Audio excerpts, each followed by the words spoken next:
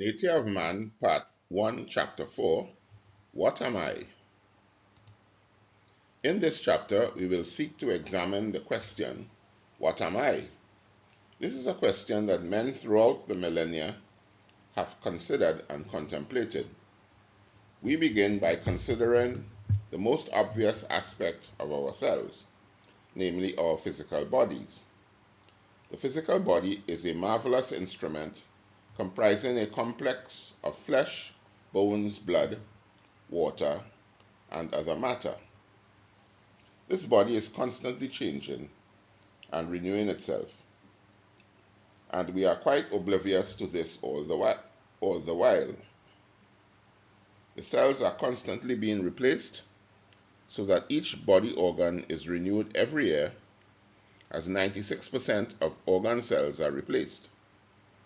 For all of this, the body is not an entity unto itself, as it must be directed.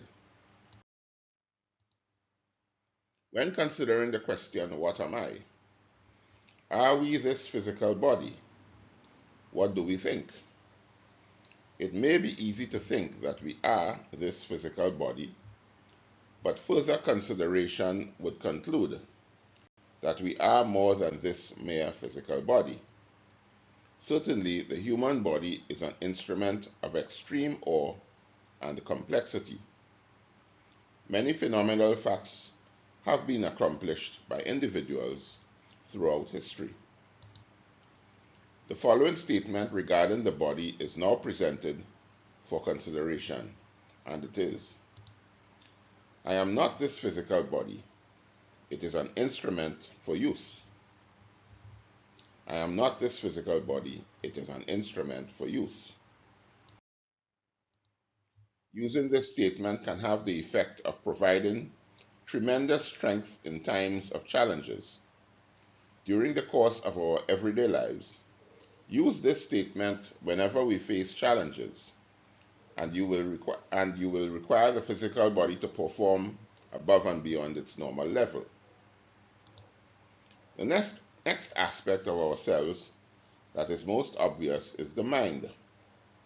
The mind is a vast and complex organ. The mind contains our thoughts, resolutions, doubts, and countless desires and aversions. Like the body, the mind is constantly changing and may be forever active. The mind directs the body, and its domain is far greater than it. The mind is also common to all men, as we may share the same thoughts, desires, and aversions, and our ability to empathize, sympathize, and understand suggests that we all share this common instrument called mind. The mind can be a wonderful servant, but a terrible master. It can direct the body to commit the most brutish acts or the most humane ones. It can be dominated by such experiences as pleasure and pain, jealousy, anger, and fear. The mind can also be brought to peace and stillness. Every day that we live, we experience a multitude of changes in mind. Are we our minds? What do we think?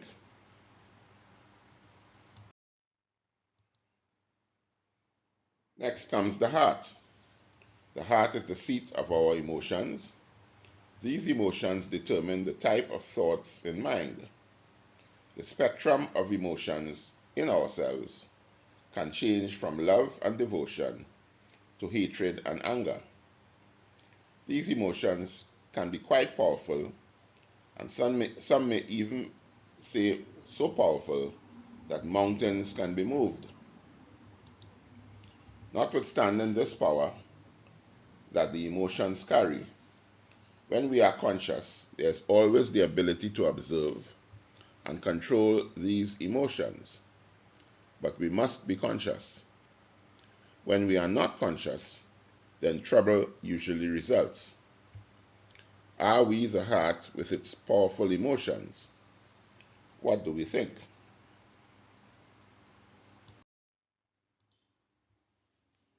We have looked at the physical body, the mind, and the heart, and what may be concluded is that each aspect experiences changes on an ongoing basis. When we are conscious, we are able to observe these things, and this suggests that our true selves reside closer to this conscious entity, which is unchanging. We can now, by way of illustration, put up this diagram which may answer the question, what am I? So we have this diagram which are a series of concentric circles, and the smallest circle includes the body, and the circle just bigger than this smallest circle is the circle of mind, and an even bigger circle is the heart. And outside of these concentric circles is the conscious observer, which is not encapsulated by any circle.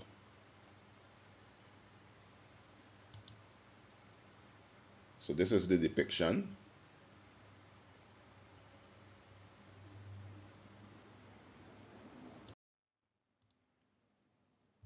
We can call the fourth entity the conscious observer.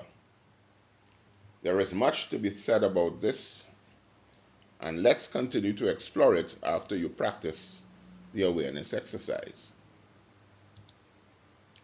So first of all, let the mind become free from any concerns or preoccupations. Let the mind fall still.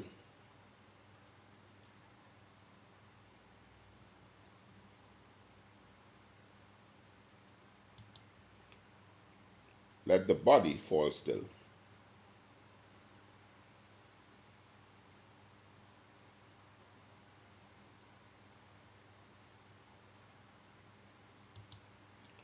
Become aware of where you are now.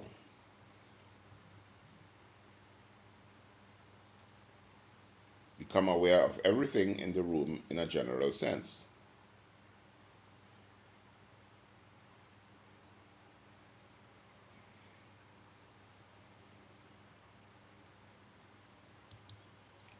Become aware of the feet on the floor.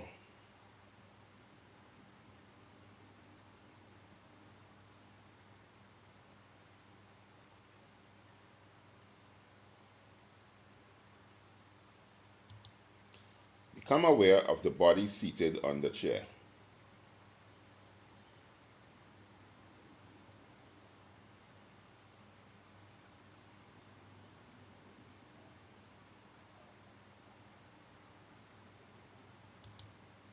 If the mind wavers, bring it back to stillness, without any concern or preoccupation.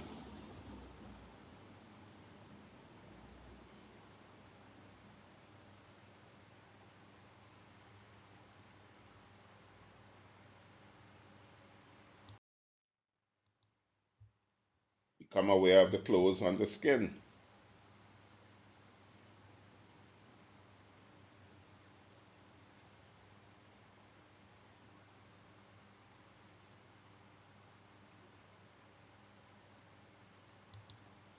Become aware of the play of air on the face and hands.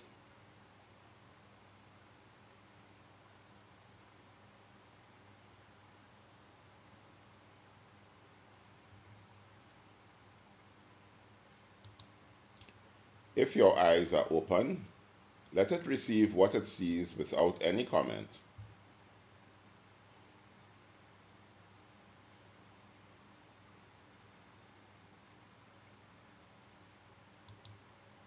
Become aware of the sense of taste in the mouth.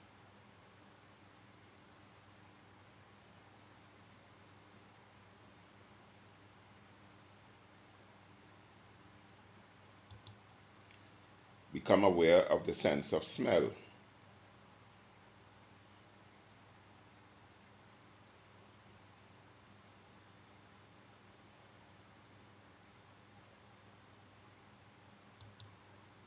If the mind has wavered, bring it back to here and now.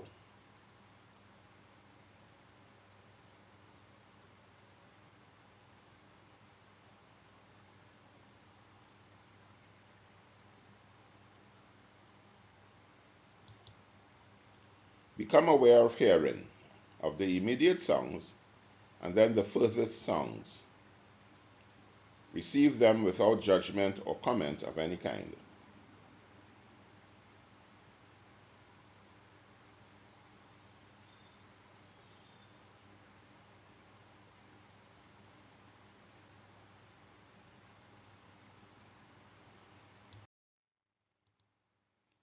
Finally, simply rest in this great awareness for a few moments.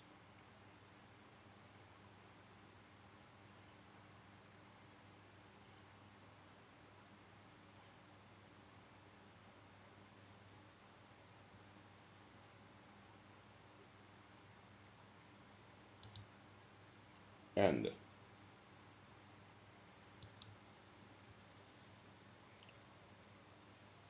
The contemplation of the question, what am I, allows us to discover this conscious observer.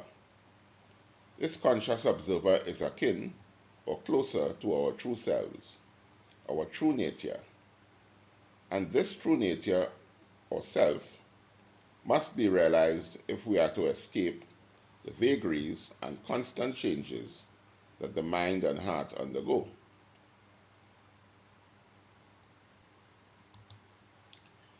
Here is a quotation from the founder of the Study Society, a philosophy group in London, England, Dr. Francis Rolls, on this very matter. This thing that you have to realize is always there in each of us, and always has been there. Only we have not realized it. Once you realize it, you don't go away from it so much. It is you, it is I who are going away. Not the reality, the truth, the kingdom of heaven. It is we who go away so much. You have to discover yourself first. The first stage is self-discovery. When you have eliminated everything that is not I, everything changeable, everything to which you can apply the word this or that, only then you will know who you really are. In meditation, we begin to be what we are. Everything else drops off, and we adjust ourselves. When you have done that part of it and discovered who you are, there is no difficulty anymore, because the self is so marvelous that you will never forget him for long. You can't.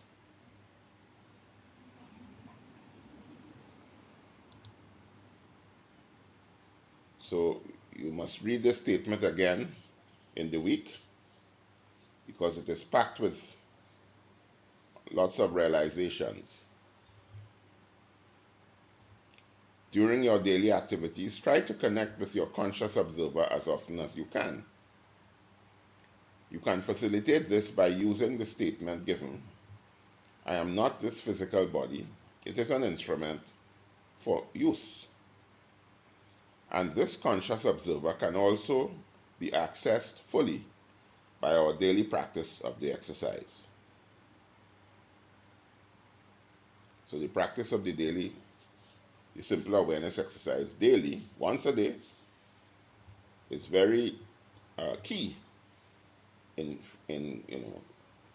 gaining access to who we are in truth. Very important. So engage with this chapter for 1 week. Reread and carry out the practices prescribed therein.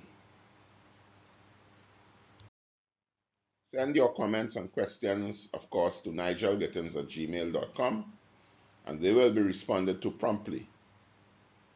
So have a good week.